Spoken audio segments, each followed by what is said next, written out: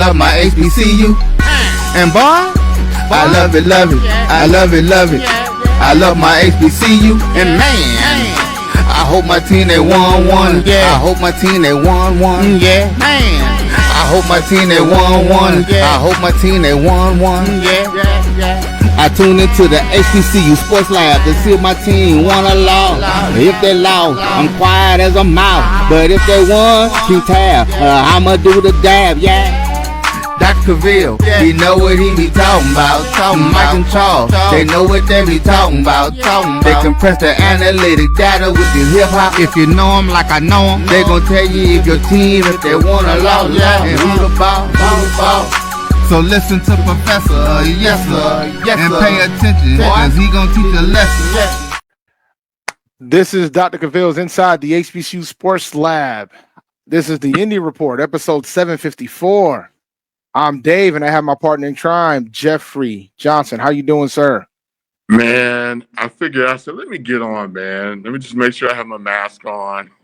And I'm far away from people, so I'm good. Man. Oh, it's rough in these streets, huh? Yeah, look, man, my son, it's funny, it's kind of wild because I literally was in mask mode today. My son has been sick all week. I've been chilling at my house, trying to get things situated. I'm flying to Atlanta tomorrow, but man, it was looking looking like it might not happen. But luckily, my sitter was like, my grandmother was like, yeah, we'll take him. I'll take him. And I'm like, you sure? It's like, yep. All right, thank you. So, but he's still fighting something. Yeah, it's that season. Yeah, man. You know what? I miss one part of wearing a mask all the time is that you didn't get sick. Exactly. Didn't get sick. Did not get sick. Did not get sick at all. That was like the biggest benefit.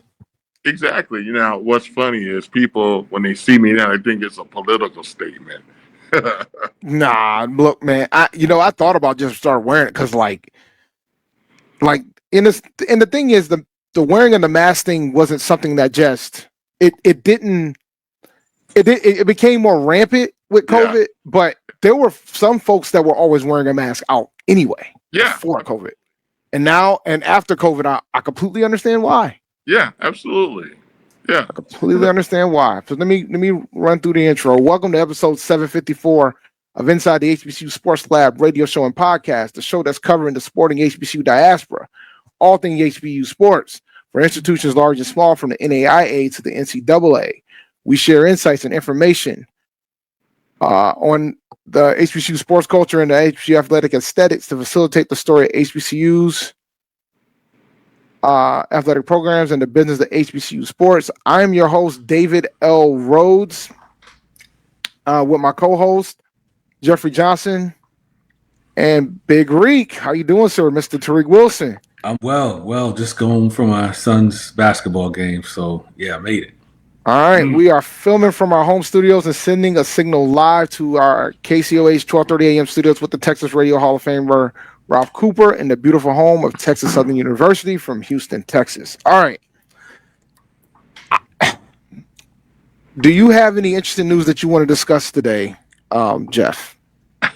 You know what? Listen, I'm gonna say no because I want to protect my sources, and if I say it, then everybody's gonna know who I got it from. So, but I will say this though. There are some interesting candidates that we're hearing about, and I'm just going to throw more. We talked about it last week with with Parker. Dr. Parker, yeah. But I'm also saying this. I kind of like Quinn Gray now. Hey man, I got wind that that Quinn applied there as well, and I'm kind of fascinated to see what he decides to do and which way he goes with regards to this, because like everybody's talking about him linked to the FAMU job. I mean, his starting quarterback's already in the portal. So like everybody's already like shooing that in. And I'm like, I don't know. I think from a fit standpoint, FAMU would make the most sense. I mean, he's an alumnus there and things of that sort. But you never know. It might be interesting. You don't know the scale of everything else that's within the whole package when it comes to it all. Like, I expect that you guys are definitely probably going to offer more than FAMU will. You know what? I think we will, and I also think that we give him more opportunity for advancement. He's at the CAA. You know, I mean, you got the opportunity to be in the playoffs. You got the opportunity to go up against, I would say, pretty decent competition. So, and you can really build a program there at Hampton. And right now, expectations are so low. You know, wouldn't you want to come in on low expectations? Heck, all you win 2 games, win before 2 games, and that's considered a successful season. Heck, so I would say that. But eventually, you're going to expect them to win. Like, yeah, let's be clear. Like, you're going to expect them to win. That's the reason why they made the decision to move on from from Boykin. So if winning is going to be expected at some point. You might have a little bit more time than FAMU. Yeah, but you're gonna have to expect to win at some point. Yeah. You know.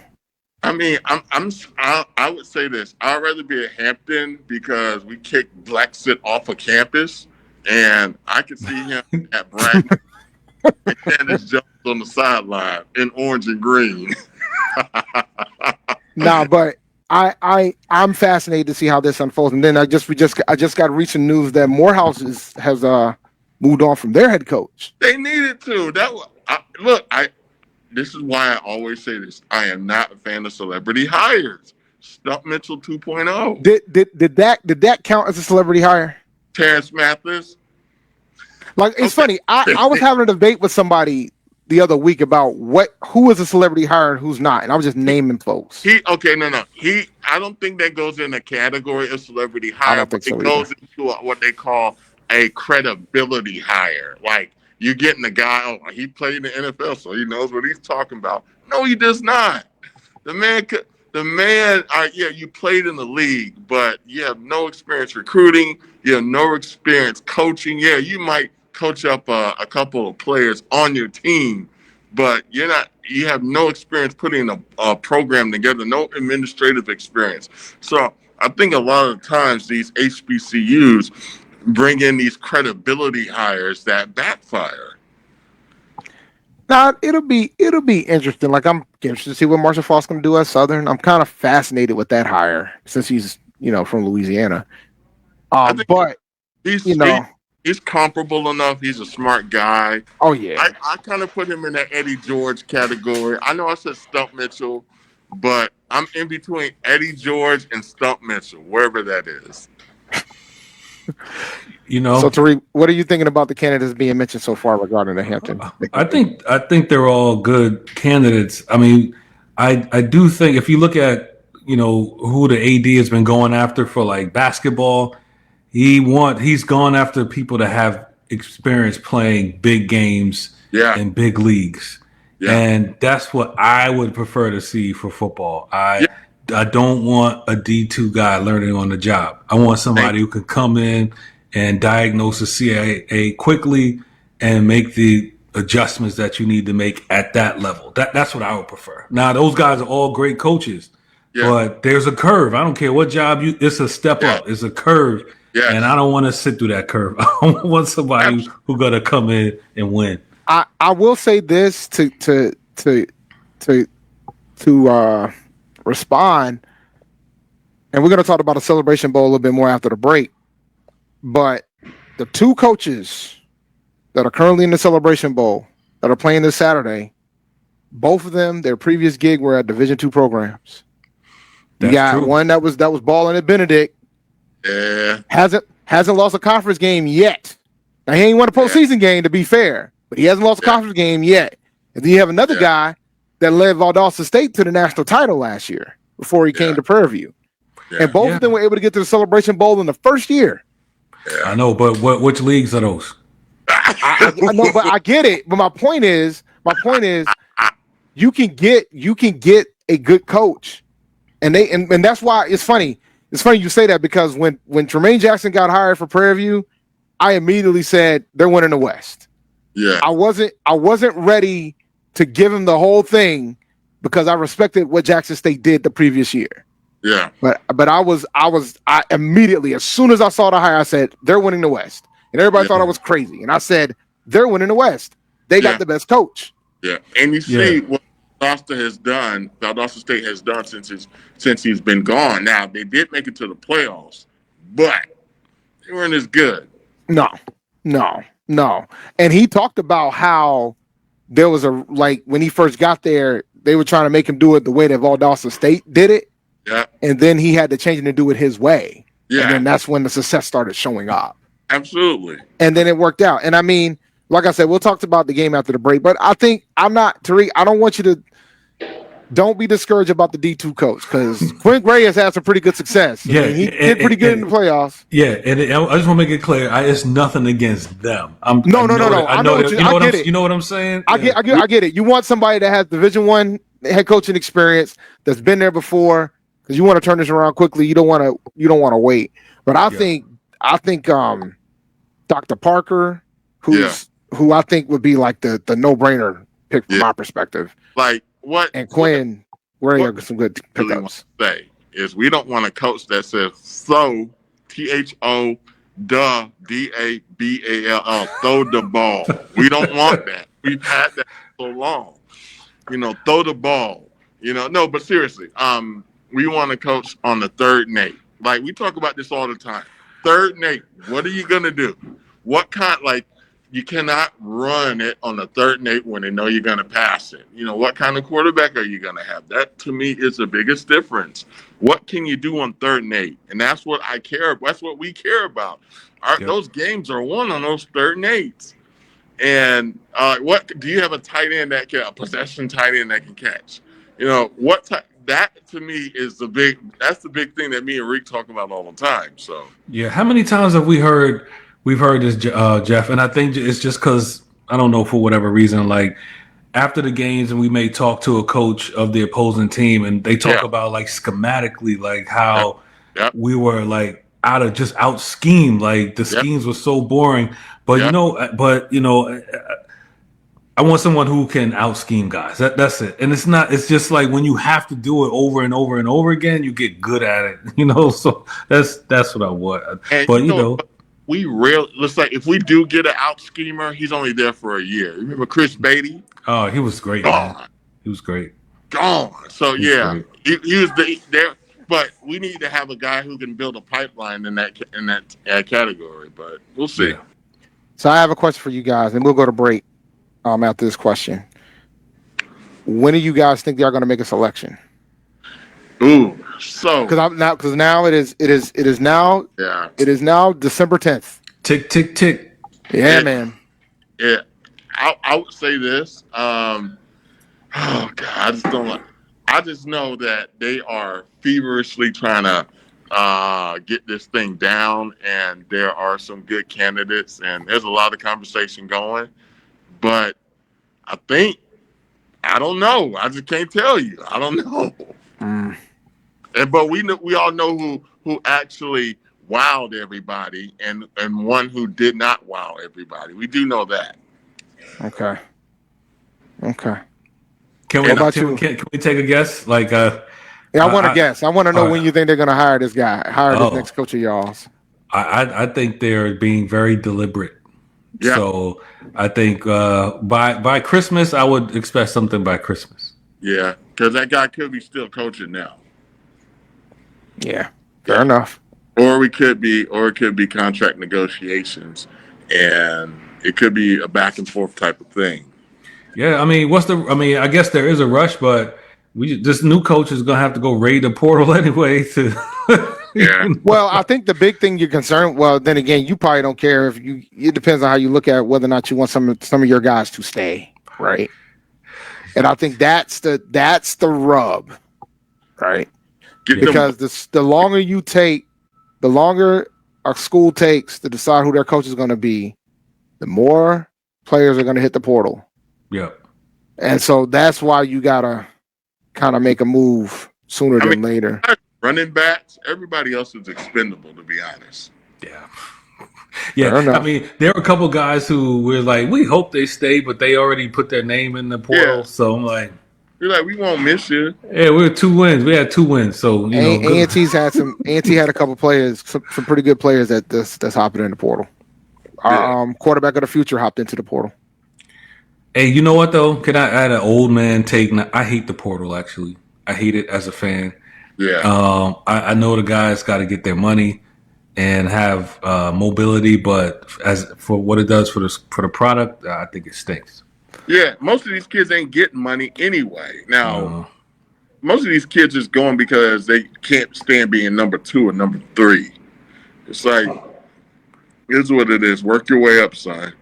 Yeah, I like for us to lose a quarterback, we had 7 quarterbacks last year, man. That is insane. How do y'all have that? Because because when Gibbs got there, he had to go get a quarterback because some of them got hurt. Mm-hmm. So he had to go get some, and he recruited one, right? So you're trying to get the QBs of the future too. Yeah. Try to build your program. So Yeah. he had and he needed them all. Yeah. He played them all. So one didn't get to play because he got hurt from the gate. So we'll see what happens next year, man. But all right, we're gonna take our first break. And when we come back, we're going to talk about this Celebration Bowl game. So we'll be back right after this break. This is the Dean of the College of HBCU Sports, Kenyatta Cavil of Dr. Cavil's Inside the HBCU Sports Lab with Mike Washington and Charles Bishop.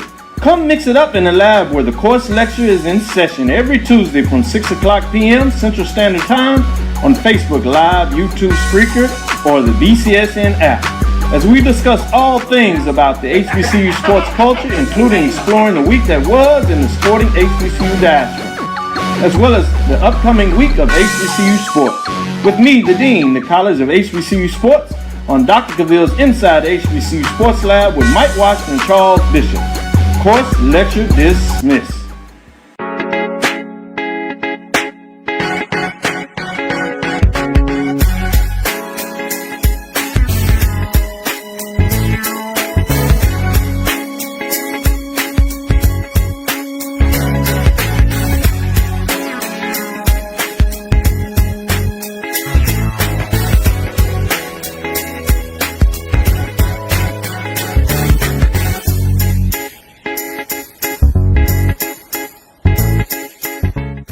It's never too early to plant the seed, to share the tradition, and instill a sense of pride in your HBCU with your little ones. HBCU Pride and Joy Children's Boutique helps you share your school spirit with a wide selection of adorable kids apparel and accessories officially licensed from your favorite HBCU. Visit hbcupridejoy.com and follow us on all social media at HBCU Pride Joy on Facebook and Twitter. For over 30 years, HBCU Image has been more than just an apparel store. We've been a movement, a statement, a legacy. We celebrate the pride, the purpose, and the culture that make historically black colleges and universities legendary. Whether you're a student or a lifelong supporter, our gear lets you wear your HBCU story with confidence and style. Because when you wear HBCU Image, you're not just wearing clothes. You're wearing culture. You're wearing pride. You're wearing purpose. HBCU. College football fans, the Cricket Celebration Bowl is celebrating 10 years of crowning an HBCU national champion. A champion will rise at Mercedes-Benz Stadium on December 13th as the MEAC and SWAC champions clash in Atlanta. Join us for championship football, interactive fan experiences, and iconic marching bands. It's an HBCU family reunion that you don't want to miss. See who will be crowned the next HBCU national champion. For event and ticket information, visit thecelebrationbowl.com. Compress the analytic data with your hip hop. If you know them like I know them, they gon' tell you if your team, if they wanna lose, and who the ball. So listen to Professor, yes sir, and pay attention, cause he gon' teach a lesson. Welcome back to Dr. Cavil's Inside the HBCU Sports Lab, episode 754. This is the Indy Report. So yeah, man. So we got a big game this Saturday. First, I'm gonna ask you this question first. Have either one of you ever been to a Celebration Bowl? No.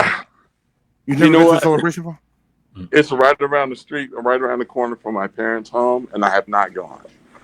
Tickets are available. Since Jackson State didn't make it, there seems to be a lot of available tickets on the SWAC side of the stadium. If you have an interest, since you're right up the street, sir. You know what? I would say this. It's like, so I mean, you probably have a big walk-up crowd, and Atlanta is known for having the walk-up crowd. I will say this though, I was a little bit worried about Prairie View to see if their fans would actually show. We know Jackson State will travel. South Carolina State travels, but they're still considered smallest of all the big time schools. So that to me, this matchup kind of is like it's a new matchup, but First time they've ever played in history, ever. exactly. So I don't know. I mean, it might look good on TV, but and the Celebration Bowl depends on who's playing. But it's going to be a good game, though. It's going to be a really good game. Like I agree. I'm ecstatic that I'm going. I'm flying into Atlanta tomorrow. I am ecstatic that I'm going to this game because I think this is going to be a really good game. Really good game. 50, right? Huh? You're gonna be on the 50? Yeah, I'm gonna be on the 50. I got club seats. Woo, nice. Yeah, I got club seats. Okay. 50-yard line club seats.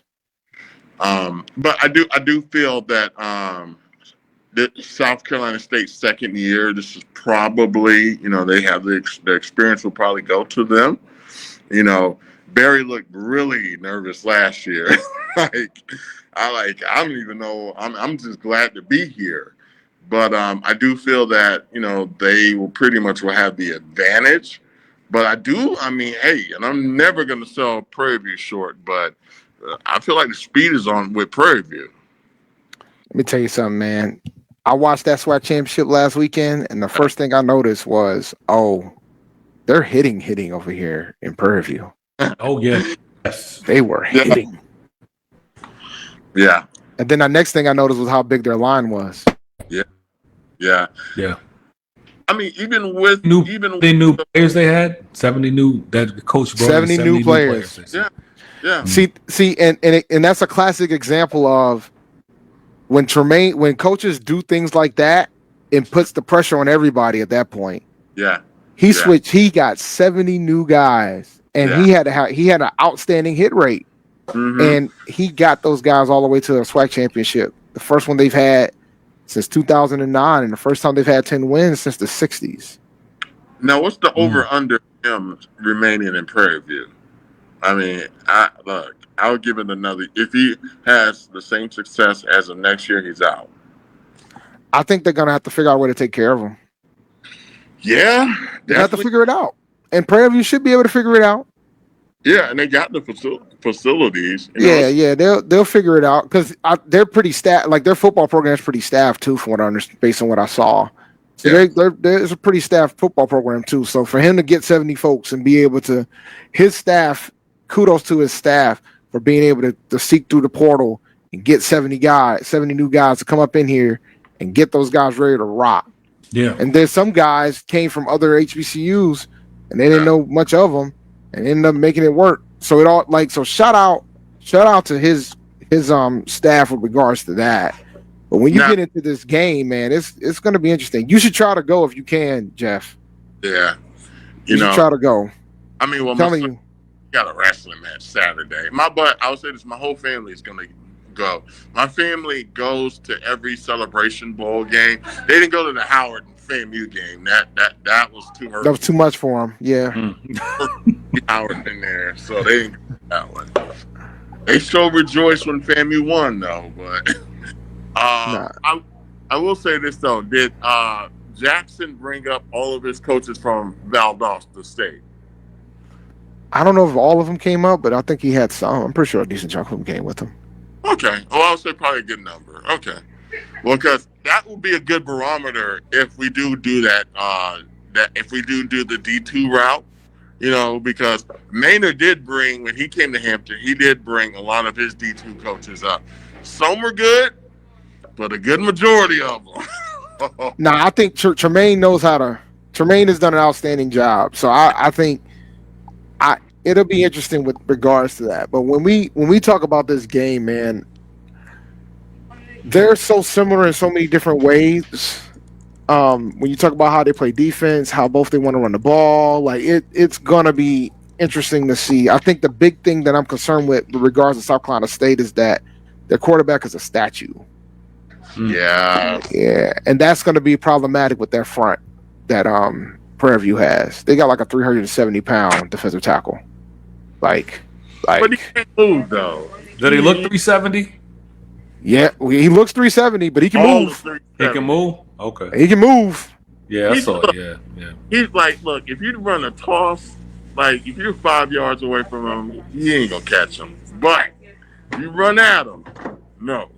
No, he ain't. Yeah, there's nothing happening in the middle. No. I do. Yeah, I think that is a good point. South Carolina State's quarterback, he kind of reminds me of like if like Byron Leftwich almost. Cinder block feet. He's not moving.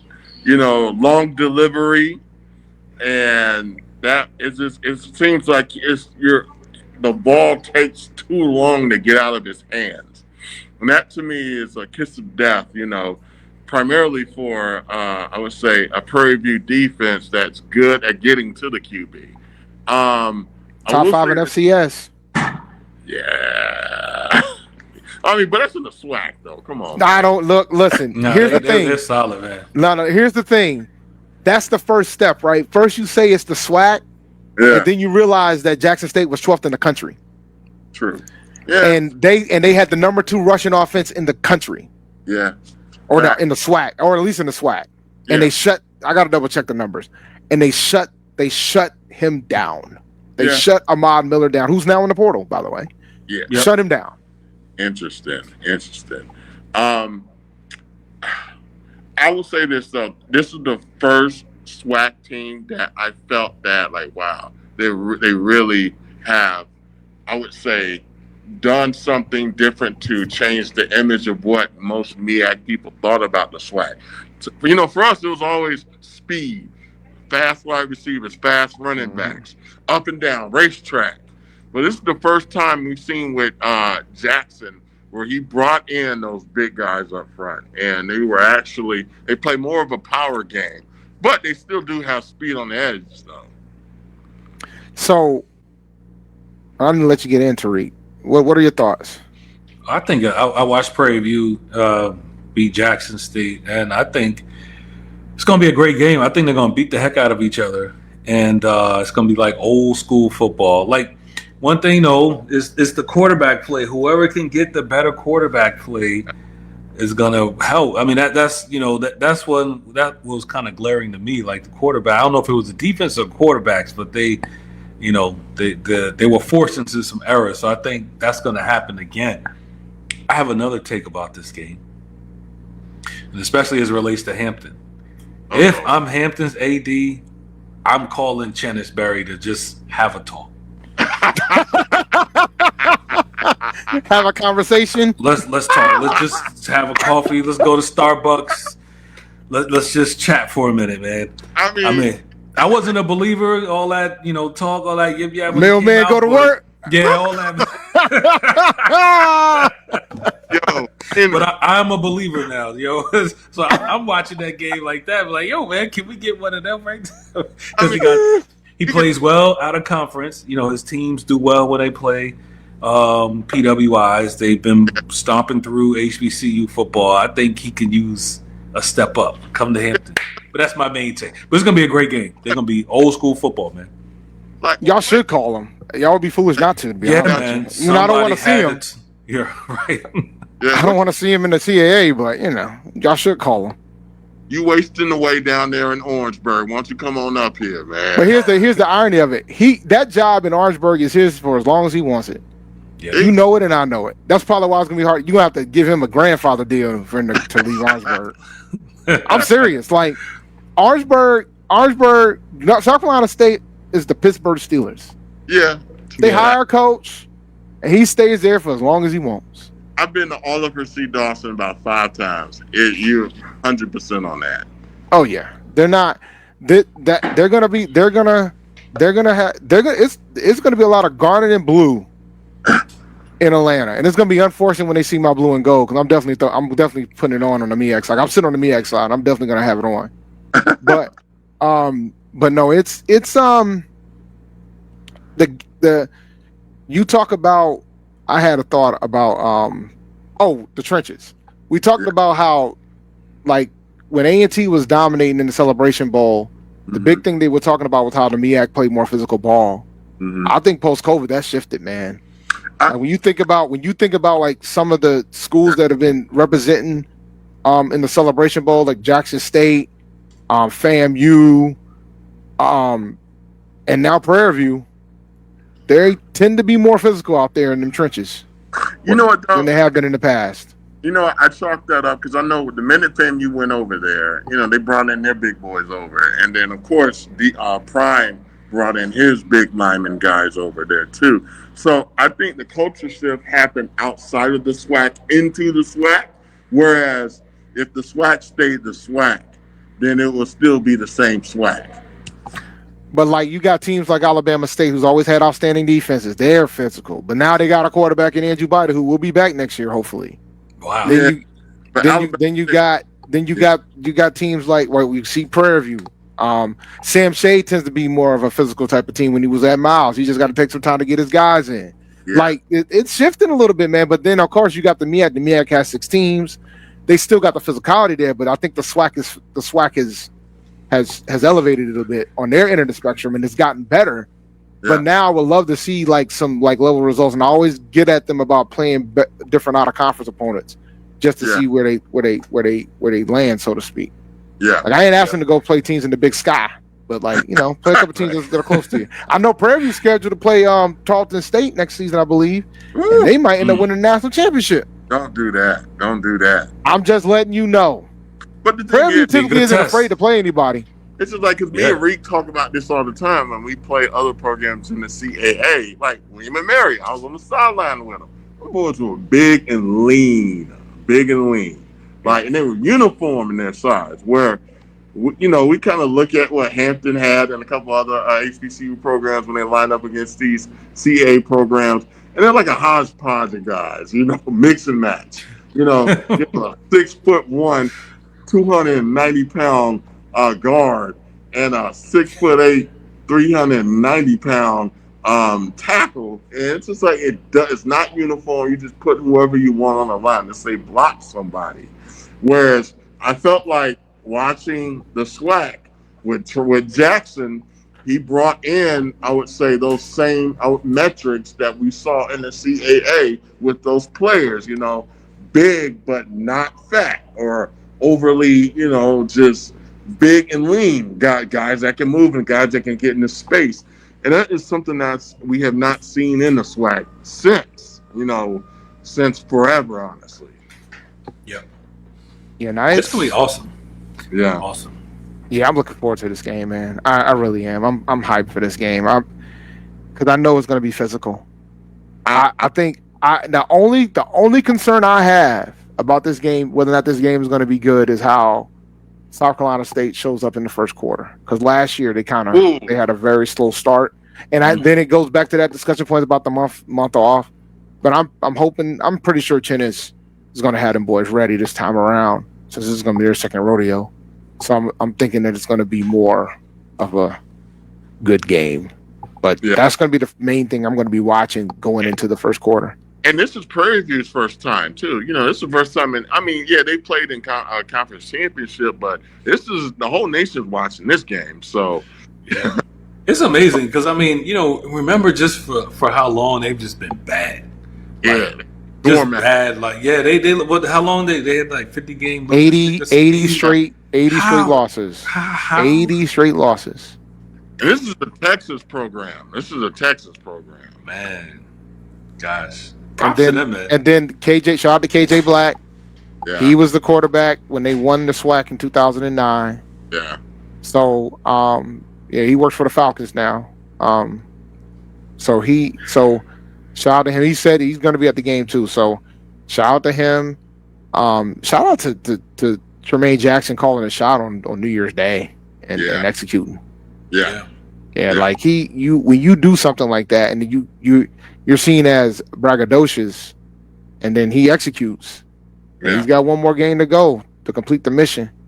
And if he completes that mission, man, if he sticks around there, man, it's gonna be some tough sledding for the SWAC to try to get past him, because he did this in his first year, bringing in 70 guys. Now he's gonna get to really build the program, as long as he sticks around. But though, it'll be like it's similar to with what we're seeing with Indiana in the Big Ten. It's like they're if they're the new guys on the block, the old guard, the Gramblings, the Southerns, they're like I'm not going to say they're falling into irrelevancy, but they're almost on the back burner now because we're not even really talking about those programs. It's always Prairie View, Alabama State, and of course Jackson, and FAMU will always be around, but if he does this, then he's rendering a lot of programs mute almost. Well, I mean, when you have a dominant program, it's great for the fan base for that particular program, but then it starts getting rough after that. Yep. Yeah, because then universities, schools, and administrators, ADs, they got to decide which way they want to go on this. If they're going to try to fight or not. True. Like when you have a dynasty, they keep winning, but so far right now, man, like A&T is remains the only one that's had more than one championship in that bowl game, in the Celebration Bowl. So, and then Prairie View wins, that'll continue for another year. After 10 years, A&T has 4, and everybody else ain't got more than 1. That's why y'all need to go back to the MEAC. Nah. I'm just saying. Everybody say that. Yeah. And my response always is, somebody gets 3, and then give me a call, and I'll push hard. If somebody gets 3 of them, then I'll push hard. I don't want y'all time with us. Twice, right? Huh? Grambling's been twice, right? Yeah, Grambling's been twice. 1 and 1. Yeah. Okay. It shouldn't have won the one they did, but you had somebody out here taking helmets off and throwing hooks. Dude, that was hilarious. Very cringeworthy. That was hilarious. As an Aggie, I enjoyed it thoroughly. Yeah, thoroughly. That coach was just so upset. Like, what is that person? And the irony of that is, right? That coach, just won Conference USA. Oh yeah. Oh, I forgot. That is him. Yeah, he just got an extension with Kennesaw State. Shout out to him. Why did they let him go? He moved on. Oh no, he moved on. He went to Rice or something, right? Got to get paid. Yeah, he went to Rice or something, then moved over there. Yeah. Then he went to Tennessee. Then he got the Kennesaw State gig. Yeah, smart. No, yeah, very good. That's the path. That is the path. Ease up on what, A&T, Roy? Hey man, you on IG? You on IG, man? Because A&T lost to Howard yesterday. Ooh, that was. Oh yeah, how'd that happen, man? We got them. Y'all are better than Howard, man. In theory, on paper. Well, the boys got to play together. They had issues hitting free throws, and they got so far behind it in the first half. So they were pretty much digging out of the whole game in the second half, and they almost did it. They almost pulled it out. But you got to make your free throws, man. We got them Saturday at Care First Arena, and hopefully y'all have better attendance than us. Yeah, that was crazy. We only had like 780 people there. Yeah. No. The last game it was packed. It was sold out last year, and we were up early. We were up like all the game on the whole game. Then like go down by 5 and hit like a 4-pointer and win the game. And that was great. Oh, you're talking about when I talked about the hooks. I mean. And you saw I know there was a conflict with you because he's also a member of Omega Psi Phi. I know there's a conflict, but that was also an ego. So, it kind of worked out in the end. Let me ask scheme of things. Well, hold on. That guy with the hooks. Let me ask you this. They always are in the wrong spot in football games. If you go to South Carolina State, when they play that song. Oh, they're gonna definitely, they might hit the field like now. And the thing is, now you got both coaches. Both coaches are members of Omega Psi Phi as well. Oh, they'll both cancel each other out, man. Yeah, somebody's gonna act a fool, and it's gonna be fun to watch. I'm looking forward to it. All right, Brandon just made it in, so we're gonna take a quick break, and when we come back, we'll bring Brandon into the conversation. All right, guys, I got to drop off, but you guys. All right, man. You have a good one. Thank you, man. Yep. Yeah. All right, we'll be right back after this break.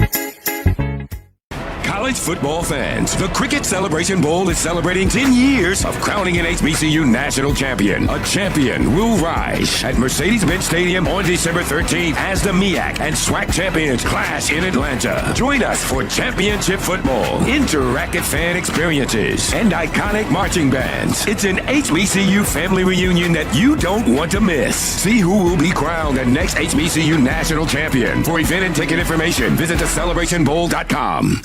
For over 30 years, HBCU Image has been more than just an apparel store. We've been a movement, a statement, a legacy. We celebrate the pride, the purpose, and the culture that make historically black colleges and universities legendary. Whether you're a student or a lifelong supporter, our gear lets you wear your HBCU story with confidence and style. Because when you wear HBCU Image, you're not just wearing clothes. You're wearing culture. You're wearing pride. You're wearing purpose. HBCU. With over 25 years of serving our communities, Destiny Financial Services, a division of Global Life, is here to help you and your family through difficult times. From cancer care to accidental industries to cardiac care, we all know that there are times that you can't control what happens in your life, but you can be prepared to weather the storm when it comes. Call DFS at 877-300-8269 or visit the website at www.globelifeinsurance.com. That is 877-300-8269, or again, the website at www.globelifeinsurance.com. ESPN Events presents Red Lobster Band of the Year, a title reserved for elite HBCU marching bands. A season-long competition that culminates in Atlanta on Friday, December 12th. Drum majors, percussion, drill, auxiliaries, musicality. All aspects will be examined by the toughest judges in the world of college bands. 4 will qualify for the big stage, where national champions will be crowned. Follow us on social media for rankings updates throughout the season. And join us in Atlanta on December 12th. For event and ticket information, visit bandoftheyear.com. Compress the analytic data with your hip hop. If you know them like I know them, they gon' tell you if your team, if they want a lot, and who the ball. So listen to Professor, yes sir, and pay attention, cause he gon' teach a lesson. Welcome back to Dr. Cavil's Inside the HBCU Sports Lab. This is the Indy Report. Mr. King, how you doing, sir? Oh, he's not. He's already can. He's not on yet. There we go. There you go. All right. Okay, I can hear you now. What's Okay. up, man? How you doing, How's sir? it going, good brothers? Doing good. Doing good. I'm in here with my co-host, so we'll see how this goes. But don't worry, we only got like another 10 minutes, and I got to close the show anyway. So you should be all right. You should be good to go. But the question I have for you is, My audio going out? No, you good. You can hear. We can hear you. Hold on. No, we can hear you. I know. Can y'all hear me? Yep. We can hear you fine. Oh, 'cause I can't hear y'all. Hey. We got to get your earpiece, man. We're gonna get you some earpieces. Okay. I can't hear Dave though. You can hear me. You But can't can hear me. Yeah. Oh, that's weird. Hold on. Let me do this. I hear you, Dave, though. Maybe it's on my end. What Let about me. now? Is it better? Okay. I thought it was me. I thought I was going to.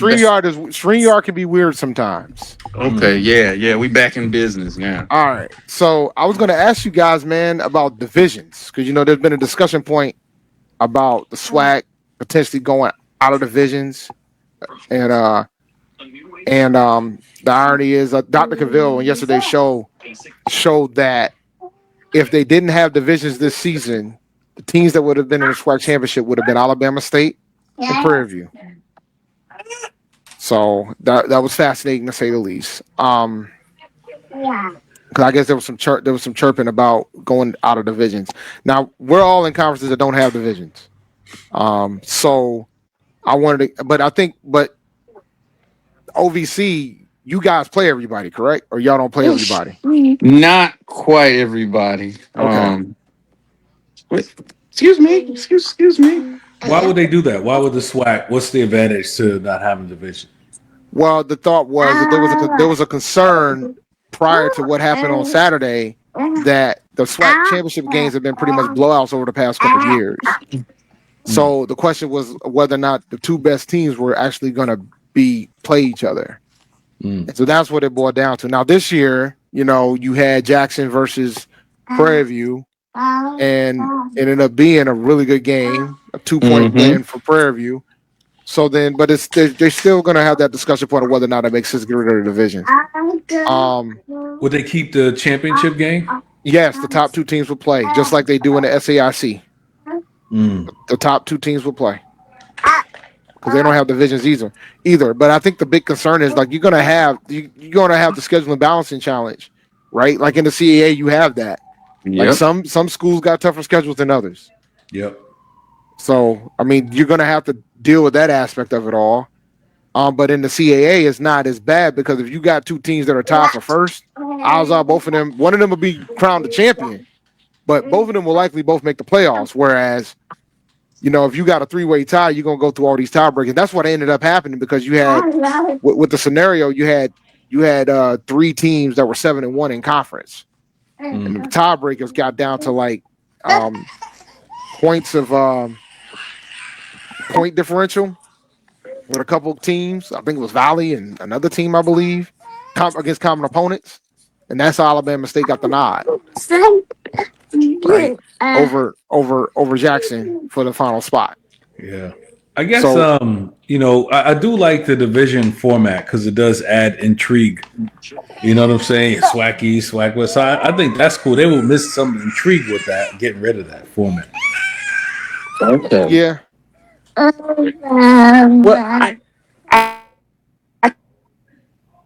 I can look at it from both sides because, like you said, looking at the SIAC is like a framework.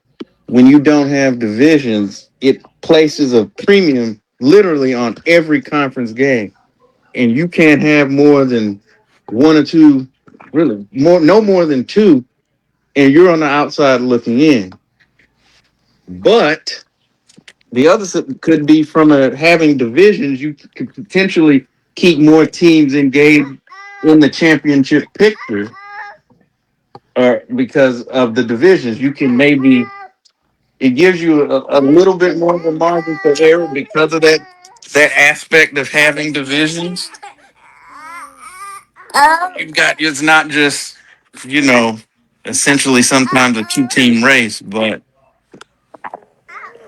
I could kind of see both sides. Look, I would need some more data points to use one of our terms to get some better, so I could have some more insight. But I could definitely see both sides of it. So, I mean, it's interesting to see. Now, I'll say this, and then I'll land my plane.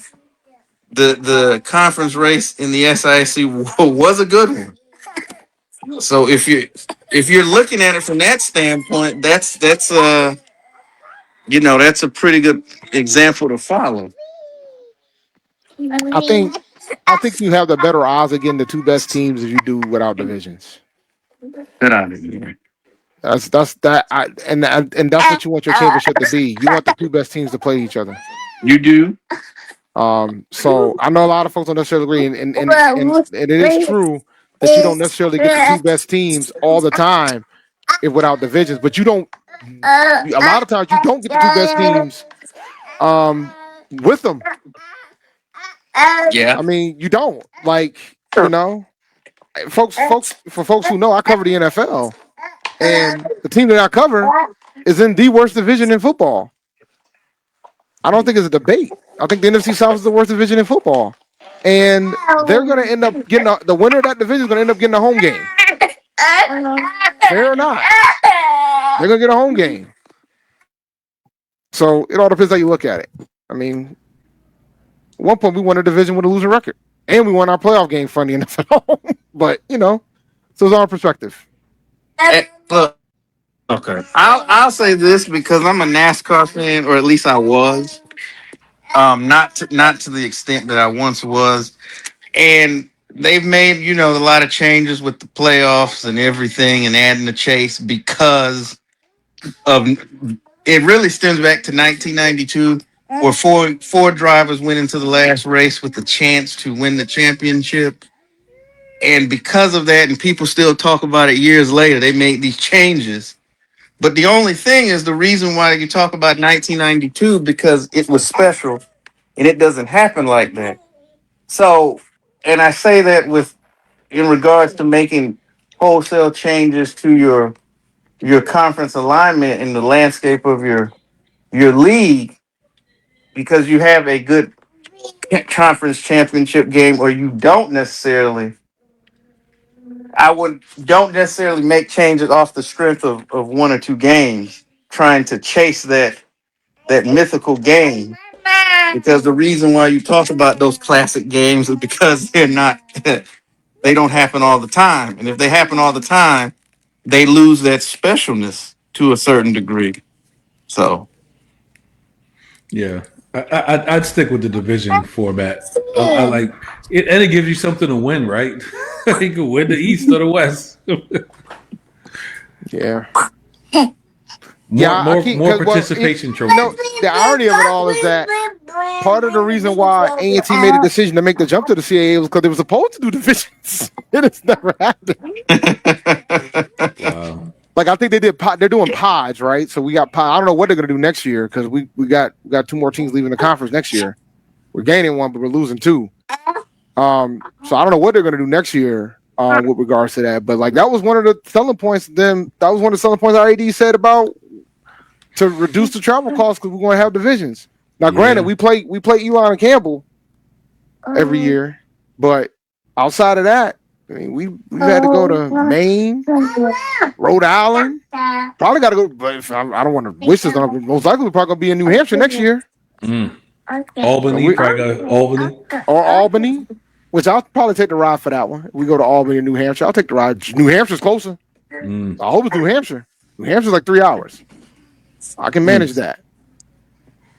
Did y'all get hit with a little bait and switch? Well, I mean, look, man. Last year was the easiest schedule we had, so maybe we'll play Sacred. I honestly almost root for players for us to go to Sacred Heart because then that's literally up the street. Like, that ain't far from me at all. Connecticut. And Rhode Island's playing in Pawtucket this year, so that's close to me too. That's 10 minutes from the house. They're redoing their stadium down in North Kingstown, or South Kingstown. So they're playing at the soccer. They're playing at the soccer stadium in Pawtucket. They're getting ready. They're getting ready for something. Oh yeah. Well, I'll be honest, man. Rhode Island Stadium is pretty nice. They have it so like a portion of it is like it's connected to the basketball court. So like you can. Did you go to you went to the game in Rhode Island? No, I didn't go, but I've seen it. I've watched enough of them, and they always talk about how it's like all one big complex. Yeah, like it's connected to the basketball arena. Mm-hmm. So half of the seats you can walk out of the arena and go to your seat. Then the other half of the seating is on the other side. So it's pretty dope setup. I didn't realize that's how it was set up. I used to go to like concerts at the Ryan Center, the basketball arena. But I didn't realize it was like connected like that. So we'll see how that goes. But when they finish the renovation, so to speak. Any last thoughts before we adjourn? We gotta talk basketball one of these days. We could talk basketball. We're gonna have to talk basketball. I mean, football season's gonna be ending after this week, so yeah, I like our team. Hopefully they can come together, but like they've got everything. And that big man that we got from Tennessee State, thank you. He's a good player. Ogundele, is that his name? So yeah, I like our team. I want to try and get down to the Hampton Howard game this weekend, but I don't know. That might be a little too far. Amtrak is not cooperating, but I'll at least be watching it. But I like our basketball team. Oh no, train's the move, man. And then I've been starting to get into track too, man. We had 3 players that won Player of the Week this week, 2 from A&T, 1 from Hampton. So, yep. So we're doing our thing, and the track championship is going to be in Boston. So I'm pulling up for that. Oh, okay, nice. Yeah, I'm pulling up for that. Yeah, I'm going to pull up for that. See if we can get some more championships because the ladies won for you guys last year on the indoor. So, yep. So I'm definitely pulling up for that. But I'm curious to see how our ladies do this year. Look, man, we already lost to them this week, so hopefully you guys don't too. Hopefully you guys don't lose to them either. We're going to try. All right. Don't like they already slandering my boy A&T Roy on the internet as it is because he made the cut. But all right, any last words, Mr. King? You're on mute, buddy. Oh wait, there we go. Now look, for some of us, football, really all three of football seasons for us has been over for a while. Oh, there's no question about that. Oh man. So now, I've been looking forward to basketball season. I said this from the men and women's perspective. I think they're better than last year. The women's side may not necessarily show it, but when you actually watch them, overall they play a better brand of basketball than they did last year. Men are getting better. I know Alabama A&M kind of jumped all over them. Yeah, there was a nice joke. It was like they were saying Tennessee State got to quit playing money games. I was like, oh my goodness gracious. We got one today. We got UNLV. Oh, that's a money game. Yeah. So dear. I might tune in, but my expectations are rather low. Just keep it under 30. But Keep it under 30. I mean, the way you saw the SWAC. Some of the SWAC ladies are doing. I mean, shout out to Southern, the right man. night, man. Yeah. And shout out to Southern. I missed the Arizona game, but I caught like the latter half of the second quarter and the second half of the Houston game, and I was impressed by what I saw. Them young ladies, they was out there locking up. Defensively, man, they play with a lot of intensity. And my thing is always defense travels. I agree. And them young ladies, they were definitely D'ing up because and anytime Houston would kind of seem like they was on the verge of making a run, they hit a shot, or Southern would create a turnover and hold them off. So it's a good victory. So they got 2 Big 12 skins on the wall this year. So Yeah, that's amazing. definitely shout out to the Lady Jags. Absolutely. All right. Now I gotta close. Now it's time to close out before Brian gets at me because the ONG Strike Zone comes up next. Thank you for listening to Inside the HBCU Sports Lab. Make sure you share our podcast with your friends and colleagues. We look forward to next week as we discuss the latest news in the lab. Make sure you follow me on Twitter at ChampD1012. You can go check out hupowership.com for Big Reek. You can go to sneakershoptalk.com for Brandon and his articles. And he's talking about some shoes too that I cannot be trying to pay for nowadays. We follow Dr. Kenyatta Cavil on Twitter, Facebook, and Instagram. Make sure you go to Inside the HBCU Sports Lab 1 on Facebook or Inside the HBCU Sports Lab on YouTube. Dream big and continue to move forward. We'll talk to you soon. Reek. Of course. Brandon. Lecture. Dismissed.